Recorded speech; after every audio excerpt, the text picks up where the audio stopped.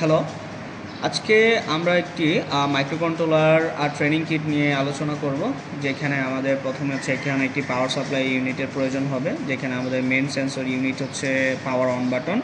এখানে হচ্ছে আমাদের 12 ভোল্ট অ্যাডাপ্টার প্রয়োজন হবে মূল পাওয়ার দেওয়ার জন্য। এখান থেকে আমরা জাস্ট পাওয়ারটাকে ইনসার্ট করে নিব। এটা হচ্ছে আমাদের পাওয়ার অন মডিউল বাটন। আমরা এটাকে অন করে দিলে আমাদের এইখানে বোর্ডের সমস্ত পাওয়ার চলে যাবে।